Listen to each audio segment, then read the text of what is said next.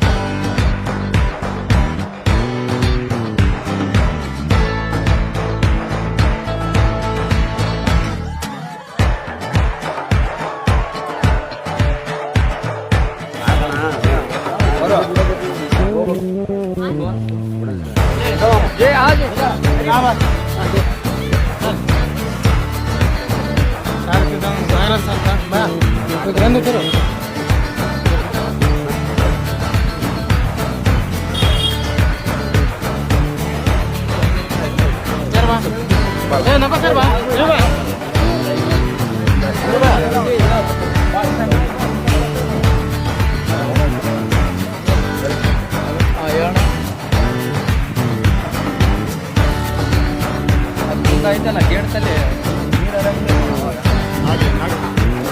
ಒಂದು ನಿಮಿಷ ಬಂದಾನ ಅಲ್ಲೇ ಬಂದ ಅದೇ ಅನ್ನುವ ಆಸಿಫ್ ಬೈ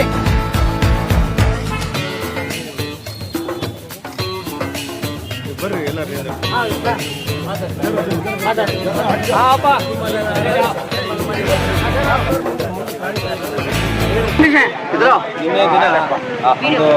ಎಲ್ಲರೂ ವಾರ್ಡ್ ನಂಬರ್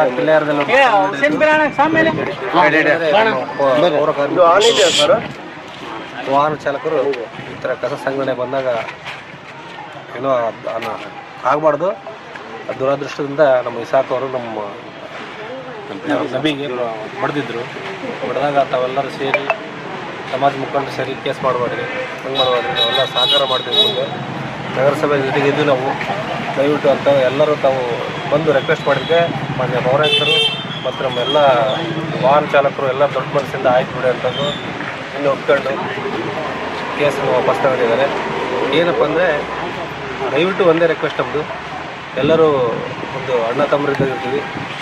ವಾರ್ಡ್ನಲ್ಲಿ ನಾವು ಇವತ್ತು ಊರಾಗಿರ್ತೀವಿ, ನಾಳೆ ಊರು ಬಿಟ್ಟು ಹೋಗ್ತೀವಿ. ನಾವು ಮಾಡೋದು ಸರ್ಕಾರಿ ಕೆಲಸ. ಸರ್ಕಾರ ನಮಗೇನು ನಿಯಮವನ್ನು ಒಪ್ಪಿಸ್ತಾರೆ, ಅವ್ರು ಆದೇಶ ಮಾಡ್ತಾರೆ, ಆದೇಶ ಪಾಲನೆ ಮಾಡಬೇಕಂತ ನಮ್ಮ ಕರ್ತವ್ಯ. ಯಾಕಂದರೆ ಸರ್ಕಾರದ ಕೆಲಸ ದೇವ್ರ ಕೆಲಸ ಅಂತಾರಲ್ಲ, ಹಾಗೆ ಈಗ SWM ರೂಲ್ಸ್ 2026 1ನೇ ತಾರೀಕಿಗೆ ಜಾರಿ ಆಗಿದೆ. ಮೊದಲ ಹಸಿ ಕಸ ಒಣ ಕಸ ಕೊಟ್ಬಿಟ್ರೆ ತಗೊಂಡು ಹೋಗ್ಬಿಡ್ತೀವಿ ನಾವು. ಈಗ 4 ಬಗೆಯ ಕಸವನ್ನು ವಿಂಗಡಣೆ ಮಾಡಿಕೊಡ್ಬೇಕಂತ ಮೊನ್ನೆ ಜಿಲ್ಲಾಧಿಕಾರಿ ಸುಪ್ರೀಂ ಕೋರ್ಟ್ ಆದೇಶ ಆಗಿದೆ. ಅದಕ್ಕೋಸ್ಕರ ನಾವು ಯಾರಿಗೆ ಸ್ಟ್ರಿಕ್ಟ್ ಮಾಡ್ತೀವಿ, ನಮ್ಮ ಕೆಳ ಹಂತದಲ್ಲಿರ್ತಕ್ಕಂಥ ಚಾಲಕರಿಗೆ, ಪೌರ ಕಾರ್ಮಿಕರಿಗೆ ನಾವು ಬಾಯಿಗೆ ಬಂದಂಗೆ ಬೈದು ಏನೋ ಒಂದು ಇಂಪ್ಲಿಮೆಂಟ್ ಮಾಡೋಣ ಅಂತ ನಾವು ಬೈದಿರ್ತೀವಿ. ಅವ್ರು ಮತ್ತೆ ನಮ್ಮ ಕೂಡ ಬಯಸಲಾರ್ದ ಇಲ್ಲಿ ಬಂದು ಕಸ ತಗೋಬೇಕಾದಾಗ ಅನಿವಾರ್ಯ ಆಗುತ್ತೆ. ನಾವು ಸ್ಟ್ರಿಕ್ಟ್ ಆಗಲೇಬೇಕಾಗುತ್ತೆ. ಯಾಕಂದರೆ ಸಂಬಳ ತಗೊಂಡು ಕೆಲಸ ಮಾಡ್ತೀವಿ ಮತ್ತು ಆಫೀಸರ್ಸ್ ಫಾಲೋ ಮಾಡ್ಬೇಕನ್ನೋಂಥ ಏನೋ ಒಂದು ಮಾತಲ್ಲಿ ಕಸ ವಿಂಗಡಣೆ ಮಾಡಿಕೊಡೋದಕ್ಕೆ ಅವ್ರಿಗೆ ಮಾತಿನಲ್ಲಿ ವಾಗ್ಮೂಲರಾಗಿ ಏನೋ ಜಗಳ ಮಾಡ್ಕೊಂಡಿದ್ರು. ಅದೆಲ್ಲ ಬಗೆಹರಿದೆ. ದಯವಿಟ್ಟು ಇಷ್ಟೇ ನಮ್ಮದು ರಿಕ್ವೆಸ್ಟು, ಬಂದಿರ್ತಕ್ಕಂಥ ಕಾರ್ಮಿಕರಿಗೆ ಮರ್ಯಾದೆ ಕೊಡಿ, ಅವರಿಗೆ ಕಸವನ್ನು ವಿಂಗಡಣೆ ಮಾಡಿ ವಾಹನಕ್ಕೆ ಕೊಡಿ, ಎಲ್ಲೆಂದರಲ್ಲಿ ಬಿಸಾಡಬೇಡಿ. ಇಲ್ಲಿರೋದು ನೀವೇ ವಾರ್ಡ್ ನಿವಾಸಿಗಳು, ನಾವಂತರಿರಲ್ಲ. ಮಕ್ಕಳಿಗೆ ರೋಗ ರುಜಿನಗಳು ಬಂದು ತಾವೇ ಅನುಭವಿಸ್ಬೇಕಾಗುತ್ತೆ. ಅದಕ್ಕೆ ದಯವಿಟ್ಟು ಎಲ್ಲರೂ ಇನ್ನು ಮುಂದೆ ನಮ್ಮ ಕಾರ್ಮಿಕರೊಂದಿಗೆ, ನಮ್ಮ ವಾಹನ ಚಾಲಕರೊಂದಿಗೆ, ನಮ್ಮ ಜೊತೆಗೆ ನಮ್ಮ ಕಮ್ಯುನಿಟಿ ಮೊಬಿಲೈಸರ್ಸು ಮನೆ ಮುಂದೆ ಬಂದಾಗ ಅವರಿಗೊಂದು ಮರ್ಯಾದಿತವಾಗಿ ಒಂದು ಕೊಟ್ಟು ಕಸ ವಿಂಗಡಣೆ ಮಾಡಿ ನಗರಸಭೆಗೆ ಸಹಕರಿಸಬೇಕಂತ ಈ ಮೂಲಕ ವಾರ್ಡ್ನ ಎಲ್ಲ ನಿವಾಸಿಗಳಿಗೆ ನಾನು ವಿನಂತಿ ಮಾಡಿಕೊಳ್ತಾ ಇದ್ದೀನಿ. ಜನ ಕಮ್ಯುನಿಟಿ ಮೊಬೈಲೈಸರ್ ಅಂದರೆ ಸಮುದಾಯ ಸಂಚಾಲಕರು ಅಂತಂದು ಆಯ್ಕೆಯಾಗಿದ್ದೀವಿ. ನಮ್ಮ ಕೆಲಸ ಏನಂತಂದರೆ ಪ್ರತಿ ಮನೆಗಳಿಗೆ ಹೋಗಿ ಕಸ ಎಲ್ಲಿ ಕೂಡ ಎಸೆಯಕ್ಕೆ ಹೋಗಬೇಡಿ, ಅದನ್ನು ವಿಂಗಡಣೆ ಮಾಡಿ ನಗರಸಭೆ ವಾಹನಕ್ಕೆ ಕೊಡಿ ಅಂತಂದು ಜನಗಳಲ್ಲಿ ನಾವು ಅರಿವು ಮೂಡಿಸ್ತಾ ಇದ್ದೀವಿ. ತಾವುಗಳಲ್ಲಿ ನಾವು ಕೇಳ್ಕೊಳ್ಳೋದೇನೆಂದರೆ, ನಿಮ್ಮ ಜೊತೆಗೆ ನಾವು ಜಗಳ ಮಾಡೋಕ್ಕೆ ಬಂದಿಲ್ಲ, ನಿಮ್ಮ ಮನೇನ, ನಿಮ್ಮ ಪರಿಸರವನ್ನು, ಆಮೇಲೆ ನಿಮ್ಮ ಏರನ್ನು ಸ್ವಚ್ಛವಾಗಿರ್ಬೇಕು ಅನ್ನೋ ಉದ್ದೇಶದಿಂದ ಬಂದಿರ್ತೀವಿ. ದಯಮಾಡಿ ಯಾರು ಕೂಡ ನಮ್ಮ ಉದ್ದೇಶ ಯಾವ ಥರ ಇದೆ ಅಂತ ಅರ್ಥಕೊಂಡು ನೀವು ಕೂಡ ನಮಗೆಲ್ಲರಿಗೂ ಸಹಕಾರ ಕೊಟ್ಟರೆ ನಿಮ್ಮ ಏರಿಯಾನು ಕ್ಲೀನ್ ಆಗಿರುತ್ತೆ, ಆಮೇಲೆ ಇಡೀ ಊರೇ ಕೂಡ ಕ್ಲೀನ್ ಆಗಿರುತ್ತೆ ಅಂತ ಹೇಳ್ತೀವಿ. ಈ ಮೂಲಕ ಯಾರು ಕೂಡ ನಮ್ಮ ಜೊತೆ ಜಗಳ ಮಾಡೋಕ್ಕೆ ಹೋಗಬೇಡಿ, ನಮ್ಮ ಉದ್ದೇಶನ ಅರ್ಥಕೊಡಿ. ನಾವು ಯಾವ ಥರ ಏನು ಉದ್ದೇಶ ಇಟ್ಕೊಂಡು ಬಂದೀವಿ ಅಂತಂದು ಸ್ವಲ್ಪ ಯೋಚನೆ ಮಾಡಿ ನಮಗೆಲ್ಲರೂ ಕೂಡ ಸಹಕಾರ ಕೊಡಿ. ಪ್ರತಿ ಸಾರಿ ನಾವು ಯಾವುದೇ ಥರದ ಏನು ಬಂದೇವಾಗಿಲ್ಲ. ನಮ್ಮ ಶರಣಕ್ಕೂ ನಿನ್ನೆ ಏನಿದೆಯಲ್ಲ ಅಲ್ಲಿ ಏನೋ ಒಂದು ಸಮಯ ಆಗಿದೆ. ಮುಂದೆ ನಾವು ಅವ್ರು ನಮ್ಮ ಕುಟುಂಬದ ಥರನೇ ನೋಡ್ಕೊತೀವಿ. ಮುಂದೆ ಅವ್ರ ಜೊತೆಗೆ ನಾವು ಇರ್ತೀವಿ. ಯಾವುದೇ ಕಾರಣ ಏನೋ ತೊಂದರೆ ಆಗಲಿದ್ದಾಗ ನಾವು ನೋಡ್ಕೊತೀವಿ ಅಂತ ಹೇಳಿ ನಿನ್ನೆ ನಮ್ಮ ಕಿಲ್ಲಾ ಏರಿಯಾದಲ್ಲಿ ಒಂದು ಅಹಿತಕರ ಘಟನೆ ಆಯಿತು. ಅದು ಘಟನೆಯಲ್ಲ, ಇದಕ್ಕಂದರೆ ಪೌರ ಕಾರ್ಮಿಕರು ನಮ್ಮ ಓಣಿಯಲ್ಲಿ ಬಂದು ಕಸ ವಿಂಗಡಣೆ ಮಾಡ್ಕೊಂಡು ಹೋಗ್ತಾರೆ ಪ್ರತಿ ಸಾರಿ. ಅವ್ರದ್ದು ನಮ್ಮದು ಸಂಬಂಧ ಯಾವ ಥರ ಅಂದರೆ ಒಂದು ಮಿಲನ, ಒಬ್ರಿಗೊಬ್ರು ಬೇಕು, ನಾವು ಅವ್ರಿಗೆ ಬೇಕು, ಅವ್ರು ನಮಗೆ ಬೇಕು. ಏನಿಲ್ಲ, ನಿನ್ನೆ ನಡೆದಂಥ ಒಂದು ಘಟನೆ ಎಲ್ಲರಿಗೂ ಇದೇ ರೀತಿ ಎಲ್ಲ ಕಡೆಯೂ ಘಟನೆ ನಮ್ಮ ನಗರದ ಗಂಗಾವತಿ ನಗರದ ಎಲ್ಲ ವಾರ್ಡ್ನಲ್ಲೂ ಇದು ಪ್ರತಿನಿತ್ಯ ನಡೆದಿದೆ. ನಮ್ಮ ಎಲ್ಲ ಗಮನಕ್ಕೆ ಐತಿ. ಬರೀ ಕಿಲ್ಲೆ ಇದೆ ಅಂತಲ್ಲ, ಇವತ್ತು ಕಿಲ್ಲೆ ಆದಾಗ ನಿನ್ನೆ ನಡೆದಂಥ ಘಟನೆ ಸ್ವಲ್ಪ ಗಂಭೀರವಾಗಿ ತಗೊಂಡು ನಾವು ಕಾರ್ಮಿಕರ ಪರವಾಗಿ ಇದು ಮಾಡ್ತಕ್ಕಂಥವ್ರು. ಹಂಗಾಗಿ ಇದನ್ನು ಹೆಚ್ಚಿನ ಮಟ್ಟಿಗೆ ಜನರಿಗೆ ಅವೇರ್ನೆಸ್ ಮಾಡೋದು ಸ್ವಲ್ಪ ಇದು ಮಾಡೋಣ ಅಂತೇಳಿ ಬೇರೆ ರೀತಿಯಿಂದ ಇದು ಮಾಡ್ತೀವಿ. ಈಗ ನಮಗೆ ಏನು ಮುಸ್ಲಿಂ ಸಮಾಜದ ಬಾಂಧವರು ಏನಾದ್ರಲ್ಲ ನಮಗೆ ಒಗ್ಗೂಡಿಸಿ ಇವರು ಈ ಹಿಂದೆ ಕೂಡ ನಮ್ಮ ಜೊತೆಗೆ ಹೋರಾಟದಾಗೆಲ್ಲ ಭಾಗಿಯಾಗ್ಯಾರ, ಮುಖಂಡರು ಪ್ರತಿ ಸಾರಿ ನಮ್ಮ ಜೊತೆಗೆ ಅದಾರ. ಅದನ್ನೆಲ್ಲ ಅರ್ಥಕೊಂಡು ಆಮೇಲೆ ನಮ್ಮ ಜೊತೆಗೆ ಇರ್ತಾರೆ ಅಂತೇಳಿ ಗಮನಿಸಿ ನಿನ್ನೆ ನಡೀತಲ್ಲ ನಮ್ಮ ಪೌರಾಯುಕ್ತರ ಮಧ್ಯದಾಗ ನಮಗೆ ಅವ್ರಿಗೆ ಅದು ಏನು ನಾವು ಕೇಸ್ ಮಾಡೋಣ ಇದು ಮಾಡೋಣ ಅಂತೇಳಿ ಇನ್ನೂ ದಿವಸ ಬಗೆಹರ್ತು. ಹಂಗಾಗಿ ತಾವು ಕೂಡ ಇವತ್ತು ಕ್ಷಮೆ ಕೇಳ್ಯಾರ. ಅವ್ರು ಕ್ಷಮೆ ಕೇಳ್ಯಾರ ಅಂದಪ್ಪ ಅಂದ್ರೆ ಅದು ಒಂದು ಒಳ್ಳೆ ಗುಣ ಇರೋರಿಗೆ ಅದು ಬರೋದು. ಆ ಥರ ಒಂದು ಕ್ಷಮೆ ಕೇಳಿದ ಸಮಾಜ ಬಂದವರು ಅದಕ್ಕೆ ನಾವೆಲ್ಲರೂ ನಮ್ಮ ಕಾರ್ಮಿಕರಿದ್ದರಿಂದ ಅವ್ರಿಗೆ ಗೌರವಾನ್ವಿತವಾಗಿ ನಾವು ಕೂಡ ಇದು ಮಾಡ್ತೀವಿ. ಅದೇ ರೀತಿ ಇವತ್ತಿನ ದಿವಸ ಯಾರು ನಮ್ಮ ನಗರಸಭೆ ಇವರು ಹೆಲ್ತ್ ಇನ್ಸ್ಪೆಕ್ಟರ್ ಮಾತಾಡಿದ್ರಲ್ಲ ಅವರು, ಆಮೇಲೆ ರಿಯಾಜ್ ಅವರು ಕೂಡ ಮಾತಾಡಿದ್ರು. ಏನಂತ ಇವತ್ತು ನಮ್ಗೆ ಏನೇನು ಅವಶ್ಯಕತೆ ಐತಿ ಮೂಲಭೂತವಾಗಿ ಇಂಥವೆಲ್ಲ ಕೊಟ್ಟರೆ ಈ ಥರ ಆಗಿರ್ತಕ್ಕಂಥ ಏನು ಘಟನೆಗಳು ನಡೆಯಂಗಿಲ್ಲ, ಅದನ್ನು ನೀವು ಮಾಡಿಕೊಡ್ರಿ ಅಂತ ಕೇಳಿದ್ರೆ ಅವ್ರಿಗೆ ಎಲ್ಲರಿಗೂ ಇದು ಮಾಡ್ತೀನಿ. ಇದೇ ರೀತಿ ನೀವೇನಾಯ್ತಲ್ಲ ನಮ್ಮ ಕಮಿಟಿ ಮೊಬೈಲೈಸರ್ಸು ವಾಹನ ಚಾಲಕರು ನಮ್ಮ ನಗರದ ನಿವಾಸಿಗಳಿಗೆ ಹೇಳೋದು, ಬರೀ ಕಿಲ್ಲೆಯರ ಒಂದೇ ಅಲ್ಲ ಎಲ್ಲ ನಗರದ ನಿವಾಸಿಗಳಿಗೆ ಹೇಳ್ತೀನಿ. ಈ ಥರ ಆಗದಂಗೆ ಮರುಕಳಿಸ್ದಂಗೆ ನಮ್ಮ ಪೌರ ಕಾರ್ಮಿಕರು ಕಮಿಟಿ ಮೊಬೈಲೈಸರ್ಸ್ ವಾಹನ ಚಾಲಕ ಗೌರವದಿಂದ ಕಾಣಬೇಕು. ಆಮೇಲೆ ಏನು ಇವತ್ತು ಸರ್ಕಾರ ಮಾಡಿದಂಥ ಏನೈತಲ್ಲ ಕಸ ವಿಂಗಡಣೆ ಅದನ್ನು ವಿಂಗಡಿಸಿ ಪ್ರತಿ ಇದನ್ನು ಮಾಡಲಾರ್ದಂಗೆ ಕೊಡ್ಬೇಕಂತೇಳಿ ಈ ಮೂಲಕ ನಾನು ಮಾಧ್ಯಮದ ಮೂಲಕ ತಮಗೆ ಎಲ್ಲ ಕೇಳ್ಕೊಳ್ತೀನಿ. ಇಲ್ಲಾಂದ್ರೆ ಈ ಥರ ಘಟನೆಗಳು ಮತ್ತೆ ಆಗ್ತಿರ್ತಾವೆ, ಇದೇ ಆಗುತ್ತೆ ಅಂತಂದೇಳಿ ತಮಗೆಲ್ಲ ಗಮನಕ್ಕೆ ನಗರ ನಿವಾಸಿಗಳಿಗೆ ತಿಳಿಸಿಕೊಳ್ತೀನಿ. ಕರ್ನಾಟಕ ಪ್ರಗತಿಪರ ತ್ಯಾಜ್ಯ ಸಾಗಿಸುವ ವಾಹನ ಚಾಲಕರ ಹಾಗೂ ಸಹಾಯಕರ ಸಂಘದ ರಾಜ್ಯ ಕಾರ್ಯದರ್ಶಿ.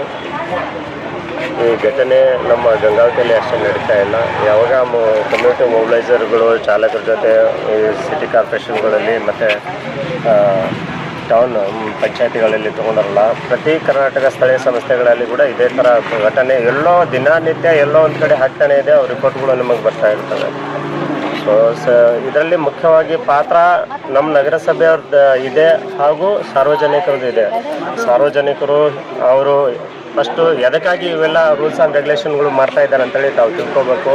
ಅಟ್ಲೀಸ್ಟ್ ತಿಳ್ಕೊಂಡಿದ್ದವರು ತಿಳಿಯಾರ್ದವರಿಗೆ ಹೇಳಿ ಅವೇರ್ನೆಸ್ ಕಾರ್ಯಕ್ರಮ ಮಾಡಬೇಕು. ನಾವು ಕೂಡ ನಮ್ಮ ನಗರ ಸ್ಥಳೀಯ ಸಂಸ್ಥೆಯಿಂದ ವಾರ್ಡ್ಗೆ ಹೋಗಿ ಹಸಿ ಕಸ ಒಣ ಕಸ ಇದರಿಂದ ಏನಾಗ್ತಾ ಇದೆ, ಆರೋಗ್ಯಕ್ಕೆ ಏನು ಪರಿಣಾಮ ಆಗ್ತಾ ಇದೆ, ಯಾಕೆ ಇವೆಲ್ಲ ಡಿವೈಡ್ ಮಾಡಬೇಕು, ಎಲೆಕ್ಟ್ರಿಕಲ್ ಕಸ, ತ್ಯಾಜ್ಯ ವಿಲೇವಾರಿ ಮತ್ತು ಇದು ಮೆಡಿಕಲ್ ಕಸಗಳೆಲ್ಲ ಯಾಕೆ, ಸ್ಯಾನಿಟರಿ ಪ್ಯಾಡ್ ಎಲ್ಲ ಯಾಕೆ ಸಪ್ರೇಟ್ ಮಾಡಬೇಕು ಅನ್ನೋದ್ರ ಬಗ್ಗೆ ಎಲ್ಲ ನಾವು ವಿಸ್ತಾರ ಮಾಡಿ ನಿಮ್ಮ ವಾರ್ಡ್ಗಳಲ್ಲಿ ಬಂದು ಮೀಟಿಂಗ್ ಮಾಡಿ ತಿಳಿಸ್ತಾ ಇದ್ದೀವಿ. ಯಾಕಂದರೆ ಸುಪ್ರೀಂ ಕೋರ್ಟ್ ಆದೇಶ ಇದೆ, ಇದರಿಂದ ಎಷ್ಟೆಲ್ಲ ಅನಾರೋಗ್ಯದಿಂದ ಏನೇನೋ ಪ್ರಾಬ್ಲಮ್ ಆಗ್ತಾಯಿದೆ ಅಂತೇಳಿ ಮುನ್ನೆಚ್ಚರಿಕೆ ಮಾಡೋ ಸಲುವಾಗಿಯೇ ಇವೆಲ್ಲ ತಂತ್ರಜ್ಞಾನ ಬಳಸಬೇಕಂತೇಳಿ ಹೇಳ್ತಾ ಇದ್ದೀವಿ. ಮುಖ್ಯವಾಗಿ ನಾವು ಈ ಕೆಲಸ ಮಾಡ್ತಾ ಇರೋದೇ ಹೊರಗತಿ ಆಧಾರದ ಮೇಲೆ ಕೆಲಸ ಮಾಡ್ತಾ ಇದ್ದೀವಿ. ಇವರಿಗೆ ಸಂಬಳ ಬರೋದೇ 5 ತಿಂಗಳಿಗೊಮ್ಮೆ 4 ತಿಂಗಳಿಗೊಮ್ಮೆ ಕೊಡ್ತಾರೆ. ಅಂಥದ್ರಲ್ಲಿ ಸರ್ಕಾರ ಪಬ್ಲಿಕ್ಗೂ ಸಾರ್ವಜನಿಕರು ಹೇಳಿದ್ದು ಕೂಡ ಕೇಳಬೇಕು. ಆಮೇಲೆ ಸರ್ಕಾರಿ ಆದೇಶ ಪ್ರಕಾರ ಅಧಿಕಾರಿಗಳು ಕೂಡ ಅವರು ಬೈದ್ರು ಕೂಡ ಬಯಸ್ಕೋಬೇಕು, ಪಬ್ಲಿಕ್ ಬೈದ್ರು ಬಯಸ್ಕೋಬೇಕು. ಈ ಥರ ನಮ್ಮ ಕಾರ್ಮಿಕರ ಗದ್ದೆಯಲ್ಲಿ ಆಯಿತು. ಏನೋ ಒಂದು ಆಗಿದೆ, ಆಗಬಾರ್ದಾಗಿತ್ತು. ಆದರೆ ಇನ್ನೊಮ್ಮೆ ಈ ಥರ ಆಗಲಿಕ್ಕೆ ನಾವೆಲ್ಲ ಸಹಕಾರ ಮಾಡಬೇಕು. ಸಾರ್ವಜನಿಕರು ಈ ಥರ ಘಟನೆ ಆಗಲಾರ್ದಂಗೆ ನೋಡಿಕೊಂಡು ನಮಗೆ ಗೌರವಿಸಿ ಅಟ್ಲೀಸ್ಟ್ ನಮಗೆ ಇವರು ಕೂಡ ಮನುಷ್ಯರು ಅನ್ನೋದು ಒಂದು ಕೃಪಾ ತೋರಿಸ್ಬೇಕಂತೇಳಿ ನಾವು ಈ ಮಾತಲ್ಲಿ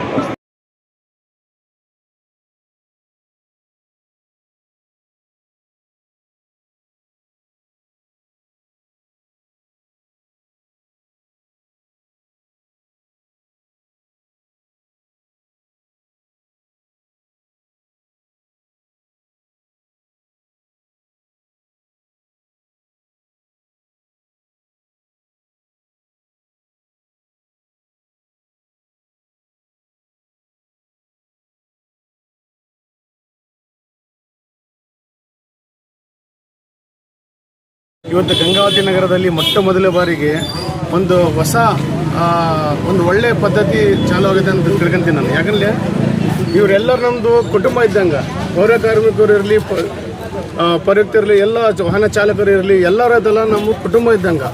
ಅವ್ರಿಗೆ ನಾವು ಗೌರವ ಕೊಡಬೇಕು. ನಮ್ಮ ಸಾರ್ವಜನಿಕರದ ಹಕ್ಕು ಅದು. ಕಂಪಲ್ಸರಿ ನಾವು ಅವ್ರಿಗೆ ಗೌರವ ಕೊಡಲೇಬೇಕು. ಇವತ್ತು ನಿನ್ನೆ ಆದಂಥ ಘಟನೆ ಅದು ಎಂದಿಗೂ ಆಗಬಾರ್ದು. ಅದು ಆ್ಯಕ್ಚುಲಿ ನೋಡಿದರೆ ಕಾನೂನು ಪ್ರಕಾರ ಅದೆಲ್ಲ ಕ್ರಮ ಕೈಗೊಳ್ಳಬೇಕಿತ್ತು ಅವರು. ಆದರೆ ಮಾನವತೆಯಿಂದ ಅದು ಕಾನೂನು ಪ್ರಕಾರ ಅಂತ ಹೇಳಿದ್ರೆ ಇವರು ತಿರುಗಾಡ್ತಾರ, ಅವರು ತಿರುಗಾಡ್ತಾರ, ಅದು ಯಾರಿಗೆ ಮೆಸೇಜ್ ಮುಟ್ಟಂಗಿಲ್ಲ.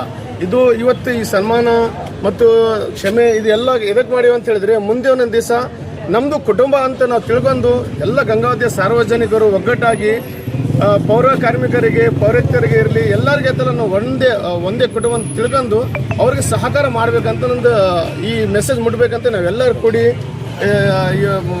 ಏರಿಯಾದ ಎಲ್ಲರೂ ಅದೆಲ್ಲ ಹಿರಿಯರು ಫಾರೂಕ್ ಇರಲಿ, ನಮ್ಮ ಕರೀಮ್ ಇರಲಿ, ಒಲಿ ಇರಲಿ, ನಮ್ಮ ರಿಯಾಜ್ ಭಾಯ್ ಇರಲಿ, ಎಲ್ಲ ಆಲ್ಮೋಸ್ಟ್ ಎಲ್ಲರೂ ಕೂಡಿ ಮಾಡಿದ್ದಾರೆ. ಅವ್ರಿಗೆ ಎಲ್ಲರೂ ಧನ್ಯವಾದಗಳು. ಮತ್ತೊಮ್ಮೆ ಪೌರ ಕಾರ್ಮಿಕರಿಗೆ ಧನ್ಯವಾದ ಹೇಳಿ, ಎಂದಿಗೂ 24 ತಾಸು 365 ದಿವಸ ನಿಮ್ಮ ಜೊತೆ ನಾವು ಇರ್ತೀವಿ ಅಂತ ಹೇಳಿ, ಮತ್ತೆ ಅದೆಲ್ಲ ಪೌರತ್ಯರಿಗೆ ಮುಖ್ಯವಾಗಿ ಅವರಿಗೆ ಹೃದಯದಿಂದ ನಾನು ಧನ್ಯವಾದ ಹೇಳ್ತಾ 2 ಮಾತು ಮುಗಿಸ್ತೀನಿ. ಜೈ ಹಿಂದ್, ಜೈ ಕರ್ನಾಟಕ. ನಮ್ಮ ಚಾನೆಲ್ಗೆ ಸಬ್ಸ್ಕ್ರೈಬ್ ಆಗಿಲ್ಲವಾದರೆ ಈಗಲೇ ಸಬ್ಸ್ಕ್ರೈಬ್ ಮಾಡಿಕೊಳ್ಳಿ. ಹಾಗೆ ಬೆಲ್ ಐಕನ್ ಮಾಡಿ, ಲೈಕ್ ಮಾಡಿ, ಶೇರ್ ಮಾಡಿ. ನಿಮ್ಮ ಭೇಟಿ ಮುಂದಿನ ವರದಿಯೊಂದಿಗೆ. ನೋಡ್ತಾ ಇರಿ ಕನಸು ನ್ಯೂಸ್ ಗಂಗಾವತಿ.